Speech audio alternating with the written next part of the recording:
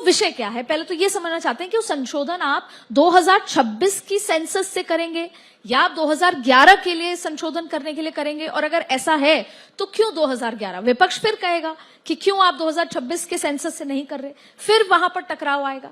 पहले तो ये समझना है कि क्या बातचीत चल रही है छोटी पार्टियों से।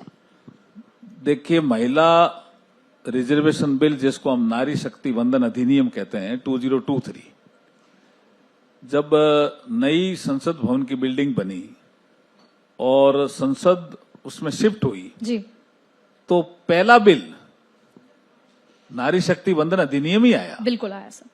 सबने सपोर्ट किया। लोकसभा में 2 लोगों ने विरोध किया, ओबीसी जी की पार्टी के, और राज्यसभा में 100% समर्थन था, और लोकसभा में 100% जैसा ही था। 2 लोग उनके विरोध में थे, वोटिंग किया उन्होंने कि हम अलग में वोट करेंगे, लेकिन पास हुआ। अब लागू करना है तो आपने सही कहा, सीटें तो बढ़ानी पड़ेगी ना। बिल्कुल।